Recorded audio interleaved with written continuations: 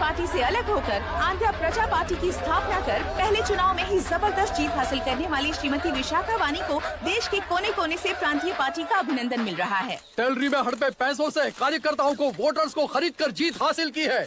EVM से छेड़खानी की गई है। यहाँ ऐसे हालातों में केंद्र में ज्यादा मेजोरिटी से जीत हासिल करने वाली इंडियन डेमोक्रेटिक पार्टी को हमारा साथ नहीं मिलेगा, ऐसा स्पष्ट किया विशाखा वाणी ने। श्रीमती विशाखा वाणी जी के बेटे कैकलूरी एमएलए विष्णुवर्धन को गवर्नर रमाकांत जी ने सरकार की तैयारी के लिए चुनौती दी है। तो अभी हमें ये देखना है कि आने वाले चुनाव में कौन सी पार्टी जीत हासिल करेगी। तो अब हम जाएंगे हमारे संवाददाता मिस्टर संजय नायर के पास, जो अभी पार्लियामेंट में उपस्थित है। लोकतंत्र के चार स्तंभ क्या क्या है? सरकार को चुनने का हक जनता का है, मेजॉरिटी रूल्स। चुनी जाने वाली सरकार को जाति और धर्म का भेदभाव किए बिना सारी जनता का पालन एक समान करना चाहिए। हमें सपोर्ट नहीं किया ना, देखना आज से स्कूल कॉलेज कैसे चलाता है।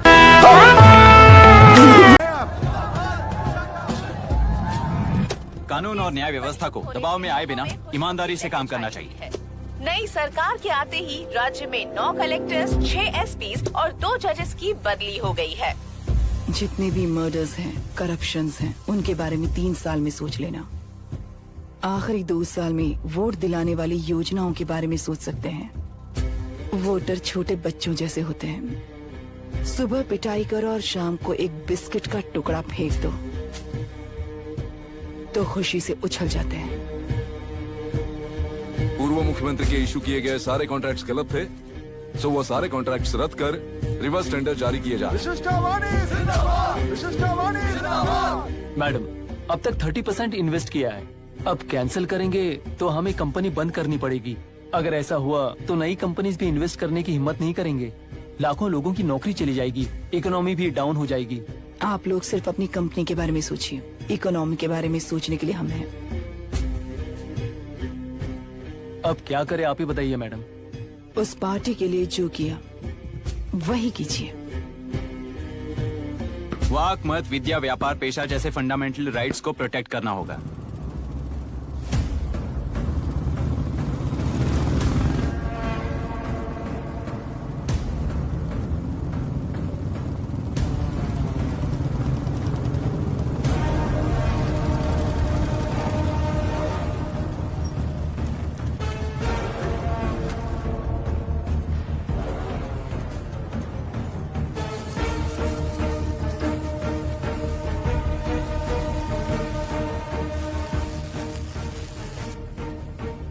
गुना भाई आया है।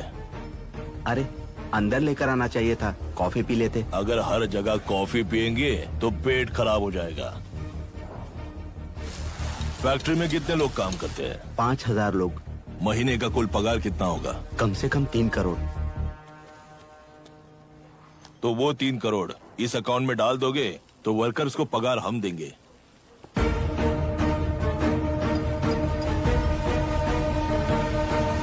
सरकार को लेने वाले हर जरूरी फैसले में जनता की राय लेनी चाहिए, जैसे प्लेबिसाइट्स।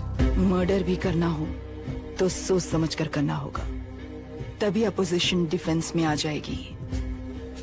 किसानों की इच्छा के मुताबिक एडोरू कोर्ट तक टेलरों के आक्रमण को रद्द करने का पिछली सरकार ने कोर्ट से ऑर्डर ले लिया है।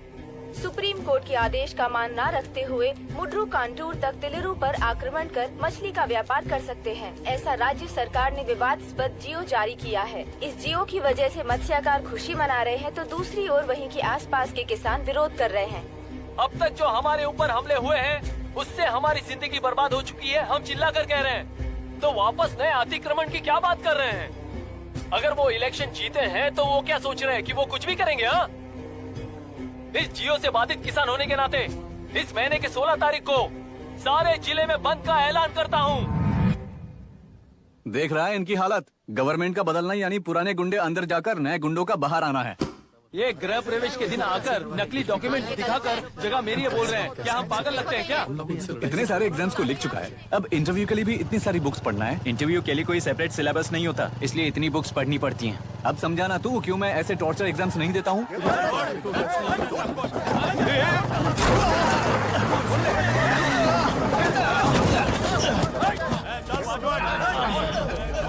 6 महीने से इस जगह पर घर बना रहा था तब तुम्हें दिखाई नहीं दिया?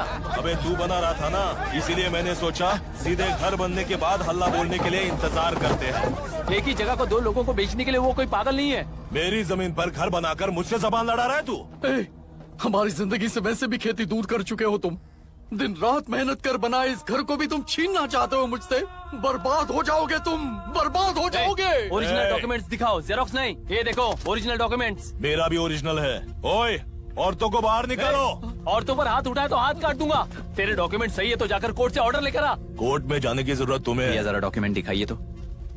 तू यहाँ पर कैसे? रिश्तेदार है क्या? बेवकूफ कहीं का।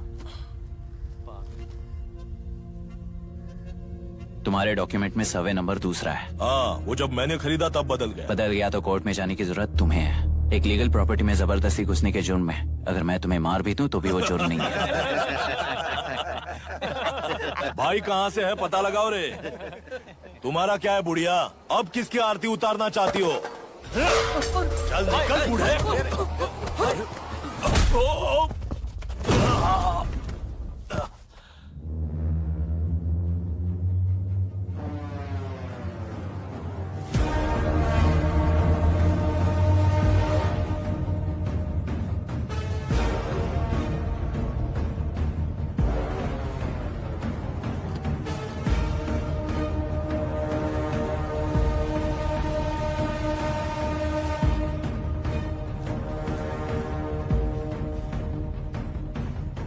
कोई कोर्ट का ऑर्डर मांग रहा था ना, कोर्ट खुद आ चुका है।